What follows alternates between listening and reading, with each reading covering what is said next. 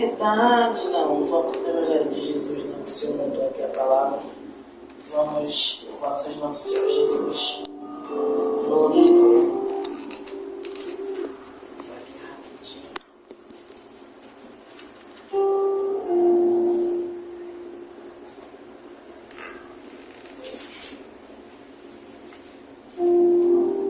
No livro de 1 Reis, no capítulo 17. Aleluia. Velho Testamento, livro de 1 Reis, capítulo 17. Todos acharam? Quem achou? Olha sua Bíblia, vai pegar aqui para prestar ali. Então lá, assim, vou pegar do seu também. Aleluia, Deus, enquanto isso, continua conectado com o Senhor. Deus, aqui estamos, Senhor, mais uma noite de culto racional a Ti, onde nos encontramos, meu Pai, todas as quintas-feiras, Senhor, para poder glorificar o Teu nome, bendizer o Teu nome, render graças a Ti, Senhor. Porque, meu Pai, sabemos, Pai, que se estamos de pé hoje, porque o Senhor nos permitiu, Pai, para que pudéssemos dar o nosso melhor a Ti nesta noite, Senhor. Estamos aqui, Senhor, para dar o nosso melhor ao Senhor, Deus. Eu te peço, Senhor, em nome de Jesus, que não seja eu, mas seja o Senhor. Que não seja os meus lábios, não seja os meus pensamentos, não seja a minha inteligência, mas seja o Teu Santo Espírito conduzindo todas as coisas. Que eu diminua e o Senhor cresça, que eu suma e o Senhor apareça. Que seja a Sua vontade, não a minha. Que seja a Tua palavra pregoada neste lugar, Pai. A Tua palavra rema. A Tua palavra, Pai, que é mais cortante do que uma espada de 2 gumes. Que ela pode penetrar, meu Senhor, a junta e a medula, Pai. Eu te peço, Senhor, que o Senhor possa transformar os corações, Pai. Trazer resposta, trazer restauração, consolo. Porque o Senhor é Deus. É isso que eu te peço em nome de Jesus. Todos acharam? Amém. 1 Reis, o quê? 1 Reis, capítulo 17. A partir do verso 1, nós faremos a leitura do verso 1 até o verso 6. Amém? Amém. Louvado seja o nome do Senhor Jesus.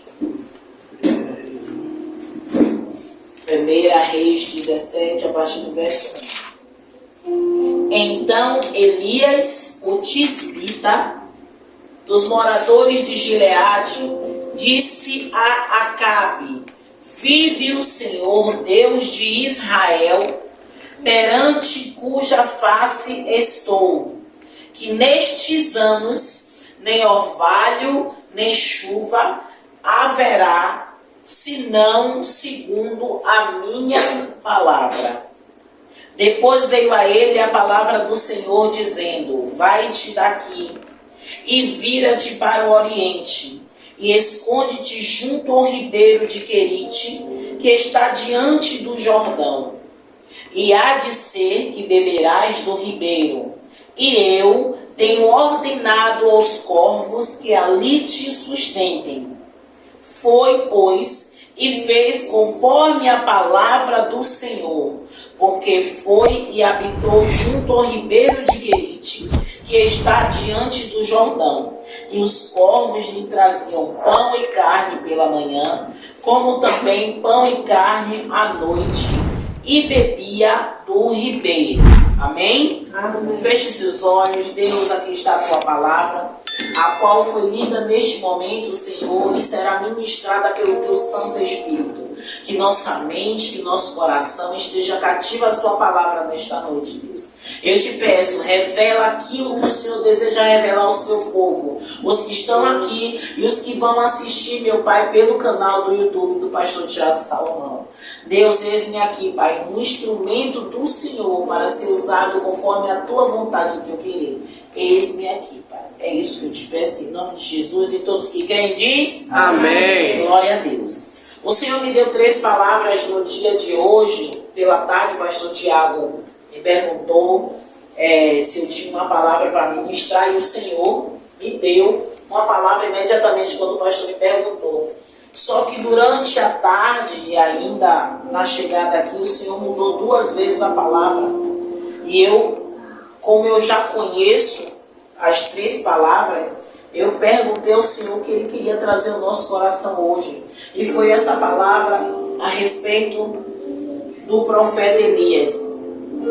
A gente já ouviu falar, alguns de vocês já ouviram falar do profeta Elias. E o profeta Elias é o mesmo que lá no capítulo 18, capítulo 19, ele vai afrontar os profetas de Baal. Só que antes dessa afronta aos profetas de Baal, acontece esse episódio que Deus manda Elias fazer. A diferença de nós fazermos pela nossa vontade e a diferença de Deus mandarmos fazer algo. Quando a gente faz algo da nossa vontade, a gente corre o risco de fracassar. Quando a gente faz na direção de Deus, nunca fracassaremos. Só vai fracassar se a gente temer. Porque se a gente for até o fim, vai acontecer conosco o que aconteceu com o profeta Elias. Para vocês entenderem melhor o enredo e o contexto dessa palavra, quando Deus orienta Elias a ir até Acabe, Elias, ali naquele momento, como profeta do Senhor, ele era a boca de Deus, como todos os outros profetas que antecederam Elias. Ele não era melhor do que os outros, pelo contrário, ele era um profeta como outros que tinham naquele lugar, que todos estavam ali direcionados por Deus. Não estou falando de Baal, mas se você for no capítulo 18, capítulo 19, você vai ver que alguns profetas foram mortos pela vontade de Jezabel e outros foram escondidos para que não morressem. Mas também esses profetas eram profetas do Senhor, então Elias não estava ali sozinho. E Elias, ali naquele momento, ele estava obedecendo ao que Deus mandava. Então tudo que Deus orientou Elias a fazer, Elias fez. Ele chegou até Acabe, ele disse o que Deus mandou. Mas olha o que é interessante ainda no verso 1 que ele diz: vive o Senhor Deus de Israel, perante cuja face eu estou. Então, quando ele fala isso, qualquer um daquele lugar que ouvisse, entenderia que ele era um profeta fiel ao Senhor. E quando ele fala, louvado seja o nome do Senhor Jesus, ele diz que nestes anos nem orvalho nem chuva haverá, senão segundo a minha palavra. Uma coisa é Rosana falar algo da vontade dela e do coração dela. Outra coisa é Rosana falar aquilo que Deus mandar, ou dentro da Escritura, ou pela revelação de Deus. Aquilo que eu falo do meu coração pode jogar ao vento. Porque se eu não honrar a minha palavra, vai ao vento. Mas aquilo que eu falar que vem de Deus, é Ele que tem que cumprir, não sou eu. Eu apenas sou uma porta-voz de Deus, assim como é Elias. Não necessariamente nessa grandeza que ele é naquela época, né?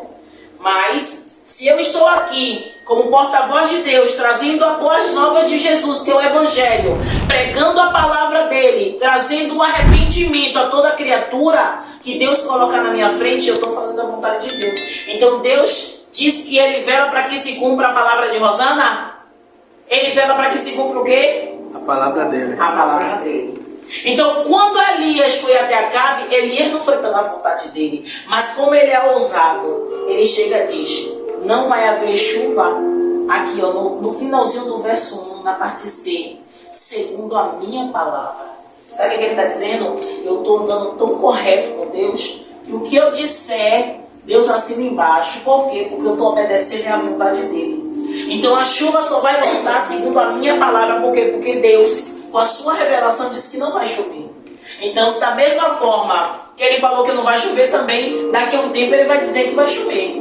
Mas ele não sabe quanto tempo vai ser. Pode ser 1 ano, pode ser 2, como aconteceu que foram 3 anos e meio quase.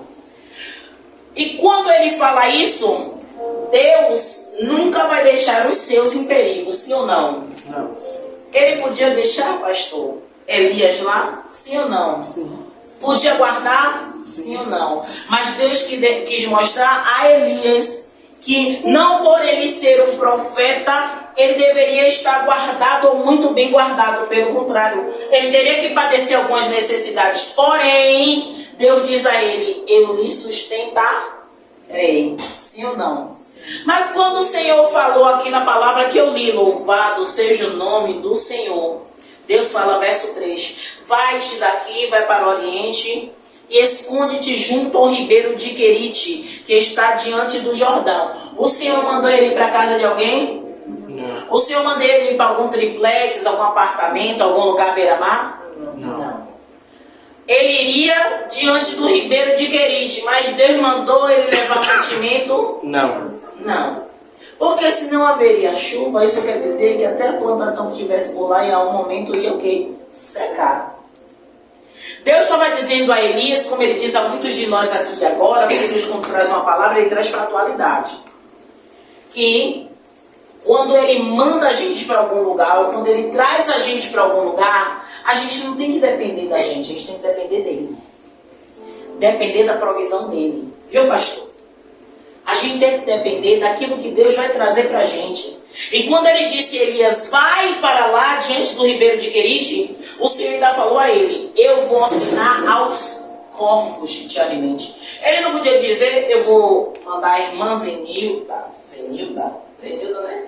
Irmã Zenilda, falei, é do pastor, que ele bota Zenildes no celular dele, tem Zenildes. A irmã Zenilda te alimentar todos os dias. Ele podia ter alguém lá especial, como no próprio capítulo 17, no verso 8, vai contar já da história da viúva. Mas Deus não quis ninguém alimentando ele. Deus quis dizer ao profeta, a sua provisão sou eu. A sua provisão sou eu. Sou eu que vou fazer acontecer. Pare e pense na nossa atualidade.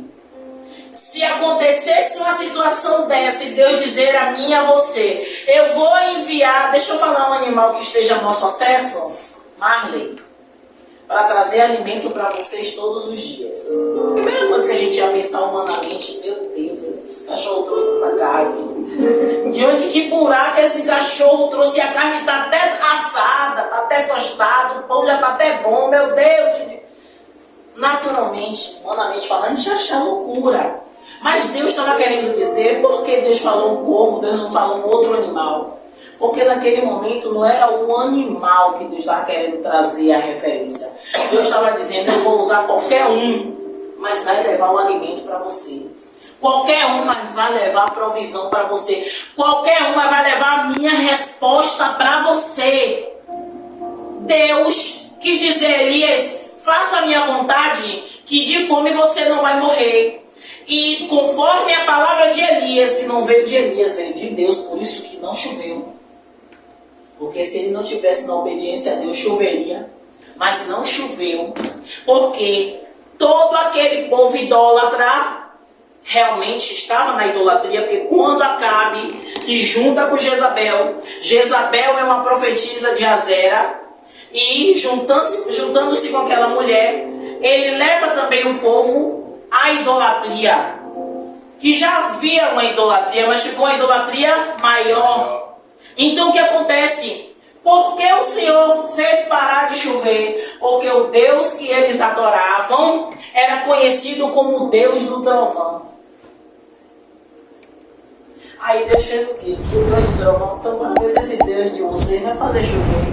E Deus fez essa chuva. Deus não fez essa chuva porque Deus era mau.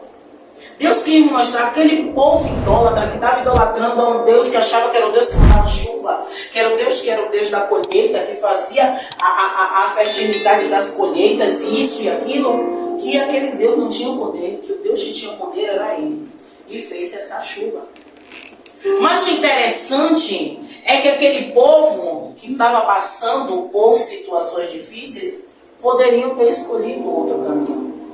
Mas o que Deus quer falar comigo e com você hoje não é a respeito de Acabe, não é a respeito da idolatria, mas é a respeito do que Deus faz na vida daqueles que ouvem e obedecem. Porque Elias, a Bíblia vai falar, o pastor Tiago pregou segunda-feira, Elias Não é isso? É um homem sujeito às mesmas paixões. Um homem normal. Um profeta do Senhor. Alguém que buscava obedecer, que num determinado tempo sentiu medo, fugiu. Então era um homem normal. Mas um homem que buscava obedecer ao Senhor. Tinha pecado? Claro que não tinha. Quem não tem? Mas era um homem que buscava fazer aquilo conforme a vontade do Senhor. Ele seguiu cada palavra e cada orientação de Deus. E aí a Bíblia vai falar, louvado seja o nome do Senhor Jesus. Foi, pois, e fez conforme a palavra do Senhor. Porque foi e habitou junto ao ribeiro de Querite, que está diante do Jordão. E os corvos lhe traziam pão e carne pela manhã. Eu falei tostado, mas é mentira. Eu trouxe a carne e ele foi fazer a carne dele lá. Eu falei brincando para poder a gente rir. Trazia pão e carne pela manhã, como também pão e carne à noite. E bebia do ribeiro. Até aqui, eu e você entendemos que Deus enviava provisão para Elias. Mas chegou um momento que o ribeiro de Querite secou. Elias se desesperou? Não, porque o mesmo Deus que proveu ele quase 3 anos e meio, eu acho que foi um pouco menos que isso, mas que proveu ele, proveria mais uma vez. É a mesma coisa para mim e para você. Às vezes a nossa situação está tão desesperadora que a gente não consegue enxergar a grandeza de Deus. Aí a gente enxerga como eu estou enxergando aqui, ó, a um passo do meu nariz. Só que Deus está dizendo é muito maior. Mas eu não consigo enxergar. Por quê? Porque a minha visão está limitada ao que eu enxergo. E o que eu enxergo é essa parte aqui pequena. Mas quando Deus falou, louvado seja o nome do Senhor Jesus, para Abrão, que não era Abraão, para ele sair da tenda, é porque diante dos olhos dele tinha algo muito maior que ele não conseguia enxergar dentro da tenda. E muitas vezes o que acontece comigo e com você é isso. Às vezes Deus está dizendo assim, ó, ore. Só isso. Aí você diz assim, Deus, aí a gente começa a reclamar com Deus daquilo que Ele mandou eu e você fazer. Orar. Aí eu vou dizer, Senhor, eu não sei orar. Deus, eu não sei nem como é que fala. Ele está mandando você orar, ele não está dizendo, ore do jeito tal, porque a Bíblia vai dizer que nenhum de nós sabemos orar. A Bíblia vai falar, não sabemos orar como convém. O Espírito Santo com gemidos inexprimíveis intercede por mim e por você. Acabou? Então ninguém sabe orar. Nem aquele que ora bonito, 1 hora, 1h30, como meu líder, meu ex-líder, ele ora 1 hora. Quando eu ficava, oração dos líderes, pastor Tiago, senhora Rosana, pastor tal, era mais de 7 pastores, e ele nosso líder, 8º. Quando começava a oração, um pastor orava 30 minutos, outra pastora 45, pastor Tiago quase 1 hora, missionária Rosana 15 minutos. Aí vinha outro, 45, Quando chegava no meu líder, era 1 hora de oração. Eu podia contar no celular e era todo mundo de joelho. Então eu calculava mais ou menos que a gente ficava mais ou menos umas 3 horas, umas 3 horas e meia orando. Mas mesmo esse povo que orou muito, o Espírito Santo está ali intercedendo por eles, porque ainda não é a oração perfeita. Sabe o que Deus está dizendo? Às vezes Ele dá uma orientação na gente simples, a gente diz, é da minha cabeça. E não é. É Deus dizendo, faça dessa forma. Porque quando a gente começa a ouvir e obedecer, a gente está dizendo a Deus, Deus, eu estou tentando ser como Elias. Para quê? O Senhor enviou um corvo para me alimentar. E às vezes não é aquilo que a gente quer palpável, mas às vezes o que a gente quer é espiritual. Às vezes a gente quer que Ele traga a resposta, como o pastor falou hoje. Como foi que o senhor falou que eu falei que o Senhor já tinha me dado a palavra? Você falou o quê? Sintonia fina. Sintonia fina. Quem tinha televisão antiga sabe que é isso, né? Minha televisão era antiga. Aí a gente mexe, tem a sintonia normal e tem não digo que essa televisão não está certinha. A televisão de tubo de imagem. Que a gente mexia na televisão e a gente chamava de sintonia fina. Quem não tinha televisão de tubo de imagem aqui, pelo amor de Deus. Se não era televisão de plasma.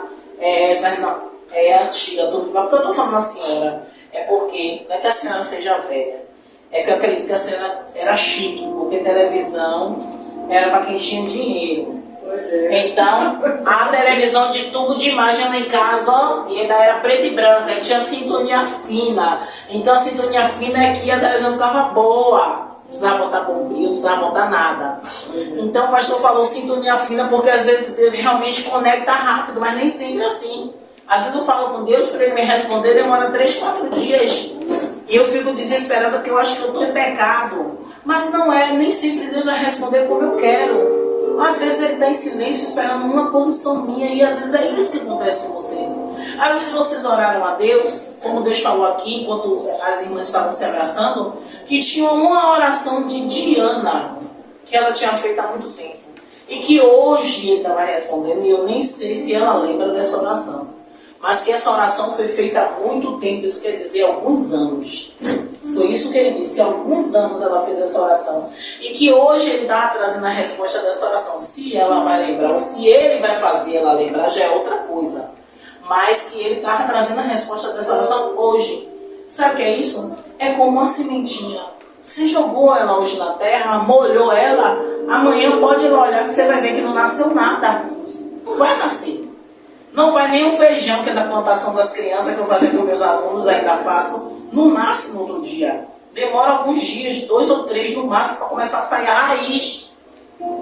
Porque a folha ela só sobe no 5º ou no 6º dia. Mas é a raiz primeiro. É a mesma coisa a nossa vida com Cristo. A nossa vida com Cristo não vai transparecer aquele holofote assim, cristão, ou ó, igual a Elias, ouve a voz de Deus. Não é assim, não vai ser assim. Primeiro é a raiz que tem que nascer. Então, como é que essa raiz vai nascer? Como é que a gente vai ouvir a voz de Deus e saber que a voz de Deus é oração? Como assim oração? Eu vou no ônibus, às vezes eu acho que eu sou maluca, porque às vezes eu estou no ônibus, eu estou olhando para o mar, eu estou conversando com Deus, daqui a pouco vem outro assunto, que eu estou conversando com Ele, que não tem nada a ver com a oração. Eu digo, Deus, eu estava orando, não foi? Na mente. Aí eu vou, na maioria das vezes, andando, ou em pé no ônibus, balançando. Aí daqui a pouco sacode alguma coisa, eu já distraí, já estou olhando o que é está acontecendo dentro do ônibus, volto, meu Deus, eu esqueci a conversa. E vou por quase uma hora, daqui para a Barra, conversando com Deus assim. É uma conversa picotada. Mas eu sei que Ele entende minha loucura. Porque quando eu chego no trabalho, é outra oração. Porque a minha oração é conversando com Ele, apresentando meu dia, dizendo que Ele é lindo, que eu não mereço, muitas coisas que Ele me dá. E quando eu vou para o trabalho, eu já vou orar num campo de batalha diferente. Que eu já vou apresentar as colegas de trabalho, as rotinas, os problemas que toda empresa tem. E aí eu vou apresentar essa parte. Então eu já deixo a minha parte pessoal para cá e já vou apresentar o trabalho. E nesse meio termo, às vezes tem um jejum que eu tenho que fazer, orar por a vida de alguém que eu tenho que orar. Aí no horário de almoço eu já paro para outra coisa.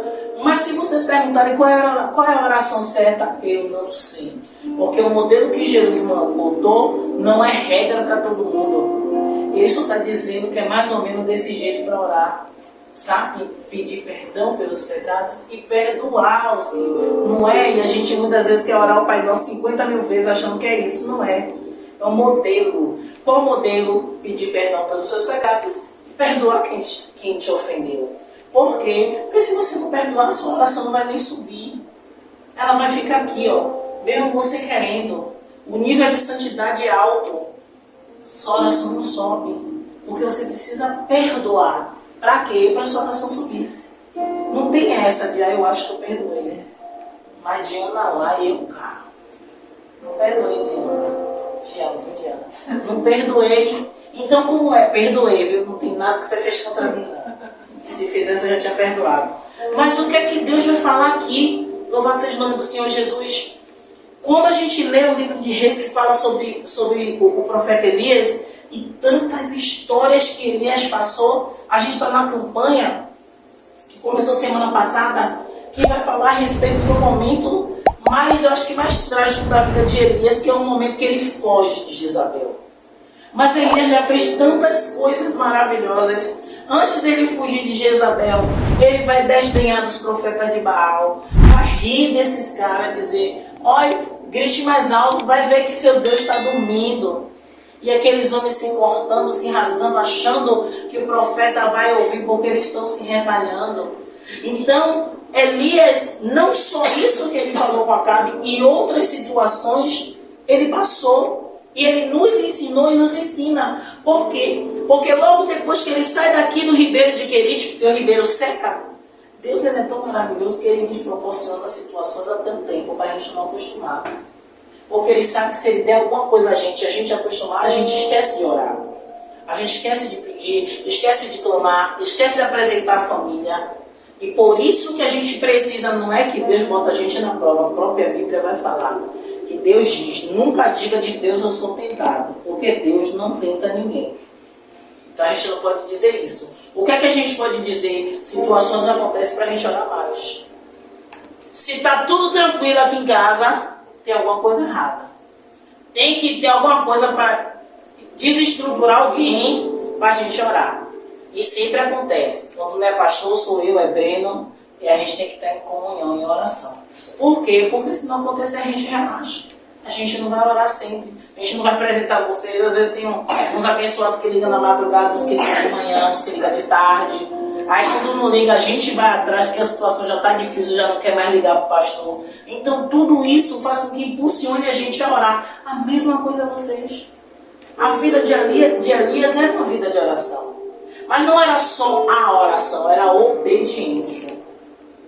Porque quando ele demonstra que tudo o que Deus mandou, ele fez, a Bíblia está relatando, não sou eu que estou falando, para que o corvo continuasse se alimentando. Quantos dias, né? Esse corvo foi um só, que eu acredito que tenha sido outro, porque um só não aguenta esse trabalho pesado. Quantos dias esse corvo foi levar comida para o profeta, que aqui não está dizendo quantos dias foi não, mas foi muito, gente. Pense aí, leva a carne e leva o pão. Eu acredito que não foi um pão, viu, gente? Deve ter sido o trigo. Não vai levar o pão, não é possível. Pão feito. Para Deus tudo é possível. A minha mente conjectura coisa de um pão até com manteiga, mas nem manteiga tinha lá naquela época. A minha mente, não, é sério. Mas se você parar para observar, estava tendo seca, pastor. Estava tendo seca. Então eu acredito que o corvo estava trazendo o trigo para ele tostar. Ele amassar lá com a pedrinha e fazer o pão dele. Deus não vai facilitar para Elias tão fácil assim não, pastor. Já trouxe a carne. Pense com a missionária, conjecture. Deus libera a Bíblia me dá margem a conjecturar. Então conjecture, mas não minta nem peque, pelo amor de Deus. Mas, quando o corvo levava o pão, eu acredito que naquele momento ali, ele dizia assim, ó, Deus me ama. Quantas coisas Deus fez hoje na sua vida para você dizer Deus me ama? A oportunidade de vocês acordarem. A oportunidade de vocês estarem aqui ilesas. Quantas pessoas saíram de casa hoje nem voltaram? Quantas pessoas entraram num veículo e teve um acidente e a notícia chegou na família? Quantos os seus passaram por algum problema e não teve condições de estar hoje em um templo adorando a Deus por causa de um problema na família? E hoje vocês têm essa oportunidade de olhar e lembrar como Elias e a carne chegar dizendo, Deus me ama. O Senhor tem misericórdia da minha vida. Porque se a própria Bíblia vai dizer que a misericórdia de Deus é o fato de não sermos consumidos, não é consumido por animal, não é consumido pelo pecado. Porque esse pecado é o que arruína a nossa vida. É o pecado que a gente todo dia pratica. Não tem como mais dizer que não vai pegar, a gente não pega, a gente pega aqui. Ó. Muitas vezes a prática do pecado está aqui, a gente pensa que não, que o pecado só se você fizesse, você não, o pecado está aqui. A maioria das vezes é ele que corrói a nossa mente e nos afasta de Deus. Encerrando a nossa palavra de hoje, o profeta Elias aqui, ele vai para uma outra mensagem que é sobre a viúva de Sarepta. Que o próprio Deus, a Bíblia vai falar no verso 8, que veio a palavra dele e diz, levanta-te, vai a Sarepta e habita ali, e eis que eu ordenei ali uma mulher viúva que te sustente. Ele já saiu do ribeiro de Querite, já no verso 8, e ele vai diante de uma mulher, só que Deus não vai explicar a ele em que situação essa mulher está. Mas um desafio para Elias crer que Deus é Deus na vida dele. Deus vai mostrar que é Deus na nossa vida, não é porque a gente declarou Cristo como o único e suficiente Salvador das nossas vidas. Isso é importante. Mas não adianta você declarar Jesus e continuar vivendo uma vida de que não quer seguir a Jesus, não quer seguir nem servir a Jesus. Seguir e servir a Jesus não é carregar uma Bíblia embaixo do braço, botar uma saia que nem a minha, ou até maior, e não usar maquiagem, não usar brinco, não fazer nada disso, mas o seu coração está sujo. Não é isso. Servir a Jesus, eu estava estudando uma passagem que o Senhor tinha me dado, não para aqui, para a palavra, mas uma outra palavra.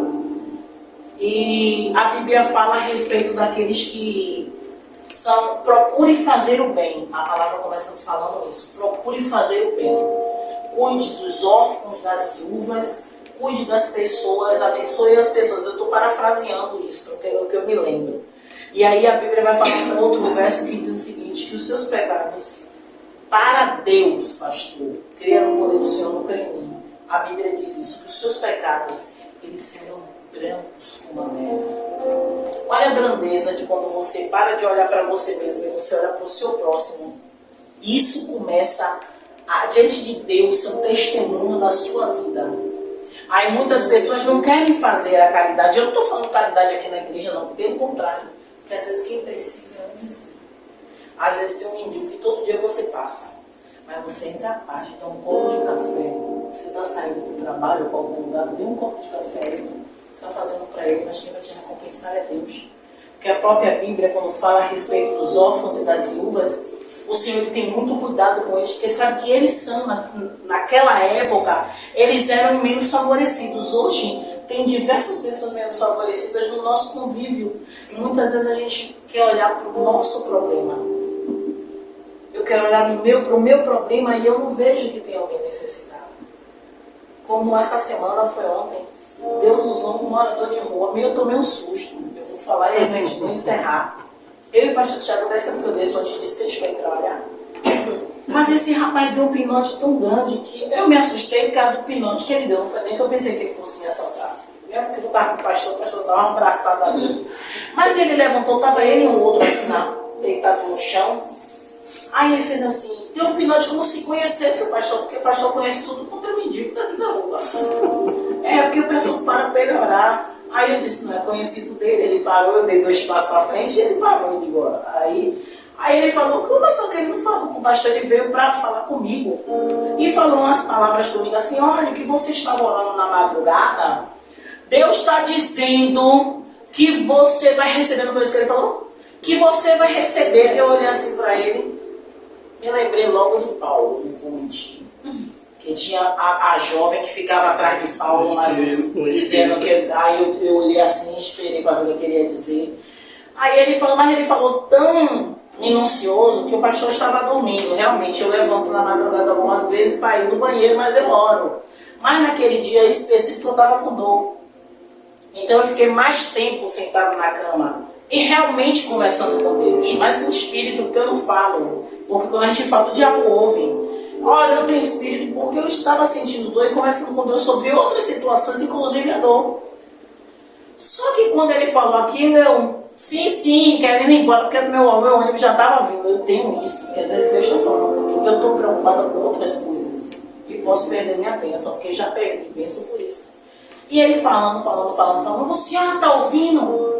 A senhora está ouvindo? Eu sim estou ouvindo. Olha, ele vai vir aqui, vai trazer pão para você, já estou dizendo isso. Trazer pão, café, fique aí que ele vai voltar para trazer, viu? Ele, graças a Deus, eu sabia que a senhora era uma mulher de Deus, falando assim. Mas ele estava falando algo comigo do meu íntimo, que nem o pastor sabia. E eu falando com ele de comida que perece. E ele estava me dando um alimento que não perece. Que era uma resposta de algo que eu nem tinha perguntado, realmente estava conversando. Porque eu converso com Deus, eu não pergunto, eu converso. E aí, no decorrer do dia, ele me responde se ele quiser. E conversei com ele e veio. Mas aí você vai dizer assim, mas missionária, porque a senhora já conversa com Deus, como eu acabei de falar no começo. Nem sempre ele me responde. Tem situações que ele me responde 2 dias, tem situações que eu perguntei mais tempo do que você. E ainda não veio a resposta. Sabe o que ele manda eu fazer? Esperar. E esse esperar, sabe o que é? perseverar. Sabe? Deus está trazendo aqui, louvado seja o nome do Senhor, pastor, eu vou encerrar. Deus está trazendo aqui uma resposta. Ele já falou com vocês duas hoje. Só que Deus, Ele precisa trabalhar em dois corações hoje. Eu não vou orar, não vou tocar, não vou fazer vocês chorarem, não vou. Eu só vou dizer uma coisa a vocês. Tem uma passagem na Bíblia que fala sobre 10 leprosos. E esses 10 leprosos, nenhum leproso naquela época podia se aproximar da população. Eles eram considerados imundos. E era crime eles se aproximarem das pessoas. Só que de onde eles estavam, eles começaram a gritar Jesus. Jesus, filho de Davi, tem misericórdia de mim. Começaram a gritar, eram 10. Jesus, de íntima compaixão como Ele tem conosco, graças a Deus, Ele olhou para eles e, pastor, me ajude, que eu não me lembro de tudo da palavra. O Senhor Jesus conversa com eles, pergunta o que eles querem. Eles perguntam, se quiser, purifica-nos. Se o Senhor quiser, exatamente.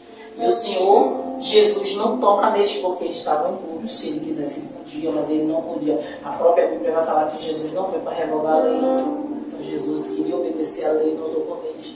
Mas Jesus dá uma orientação a eles. Diz assim, vai e se apresente ao sacerdote. E naquele momento estava todo mundo com a lepra. Naquele momento, todos os 10 estavam com a lepra.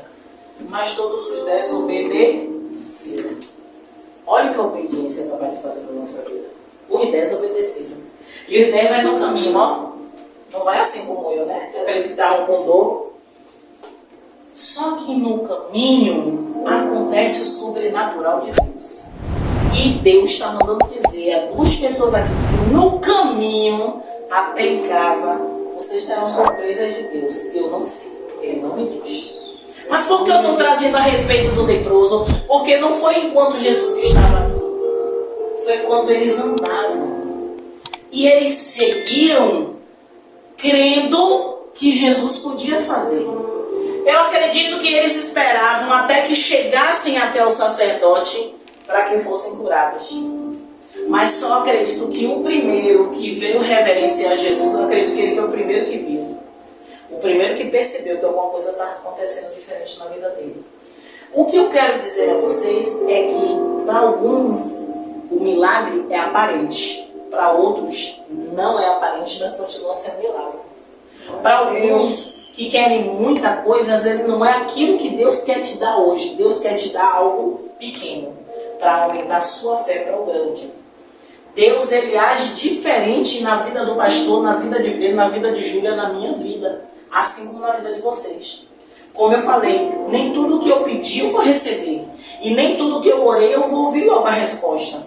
Talvez eu espere um pouco. Talvez o que eu vim buscar eu não vou levar, mas eu vou levar muito mais. Por quê? Porque a Bíblia vai dizer que Deus, Ele nos dá muito mais do que o que a gente pede e o que a gente pensa. Então isso quer dizer, se o que eu estou pedindo não é o suficiente, é suficiente para o que eu acho, mas o que Deus está pensando é lá na frente. E o que Ele pensa lá na frente é muito melhor para a gente. Aqueles homens foram andando, sentiram que o Senhor tinha curado eles e no caminho eles perceberam a cura. Só que 9 foi obedecer a direção. Mas o que voltou, ele não voltou por desobediência. Ele se sentiu tão agradecido porque ele era um estrangeiro. Ele era um estrangeiro e o estrangeiro era samaritano. E o samaritano era odiado pelo povo judeu. Então ele sentiu, pastor, que ele recebeu muito, enquanto outros podiam ter achado que recebeu o suficiente. Entendeu? Porque quando aquela mulher cananeia vai até Jesus, ela, pastor, gosta do pastor fala, a mulher sirofenícia, quando ela vai até Jesus, ela vai buscar a causa da filha. Mas aquela mulher, ela sabia que ela não era da nacionalidade. Por isso que Jesus diz, porque eu vou tirar o pão da boca dos filhos para dar aos cachorros. Ele está dizendo, porque eu vou tirar do povo escolhido para dar um povo idólatra. E aquela mulher faz o quê? Se prostra e adora. Que coração de um Deus que deu seu próprio filho não vai se compadecer daquele que, mesmo cheio de pecado, mesmo sendo chamado de cachorro, vai se prostrar e adorar ele. Foi o que ele fez. Ele deu a ela o que ela desejava. Não foi porque, não. Foi porque ela se prostrou e ela diz: até os cachorrinhos comem da mesa do que cai da mesa dos seus senhores. Ela estava dizendo: Jesus, o mínimo que você me der vai adiantar para minha filha. E Jesus curou aquela menina. Sabe o que Deus está dizendo? Não é possível para mim. Eu não sei o que vocês vieram pedir aqui hoje. A única coisa que eu posso dizer a vocês hoje é que o Deus que fez todas as maravilhas que estão aqui faz ainda muito mais. Não existe impossível para Deus. Existe para nós. A nossa incredulidade, ela é capaz, é a única que é capaz de impedir o agir de Deus na minha e na sua vida. A nossa incredulidade é a única que pode limitar o agir de Deus. Sabe, Deus, eu acredito até aqui. Deus, daqui para cá eu não acredito. Mesmo que a gente não fale, mas se a gente duvidou, não tem como. Ainda que, como eu digo, gente, vocês não sabem as minhas orações com Deus. Eu acho que ele diz assim: menina, pare com isso. Ele diz assim: Deus, me ajude na minha incredulidade. Sabe, eu sempre vou lembrar daquele pai que levou o seu filho endemoniado e os apóstolos não puderam expulsar. Aí Jesus fala o que para aquele homem? O que foi que Jesus falou para aquele homem? Pastor, eu vou te ajudar, porque às vezes até eu esqueço, que é muitos versículos. Aquele homem fala que os apóstolos não puderam expulsar o demônio para daquele menino. Só que Jesus chega e joga a peteca para aquele pai, dizendo a ele assim: se creres, verás a glória de Deus. Aí ele fala: eu creio. Só que depois ele fala: me ajude na minha incredulidade. Você está entendendo? Reconheça que você não acredita. Porque quando você pede ajuda, ele está dizendo assim: eu já sabia que você não ia acreditar 100%. Mas porque você está me pedindo ajuda, eis aqui para te ajudar. Eu digo a ele todos os dias. Sabe que é todos os dias? Deus me ajude, porque tem hora que eu não tenho, meu Pai, me ajude na minha incredulidade. Às vezes eu posso nem ser incrédula, mas só por ter medo de pecar. Eu digo: me ajude na minha incredulidade. Me ajude. Às vezes Deus fala assim: eu dei um passo. Aí eu fico com medo de dar esse passo e achar que é do meu coração. Aí eu digo: me ajude na minha incredulidade, para que eu não dê esse passo achando que é o Senhor e seja eu. Aí eu fico nessa incerteza, mas eu não peco. Ou que eu não peco, que eu não dou o passo, mas eu digo: me ajude na minha incredulidade. Porque se ele insistir, eu digo: agora eu sei que não sou eu, vem do Senhor. E aí eu dou o passo e fico na obediência. Amém? Amém. Glória a Deus. Então vamos dar uma salva de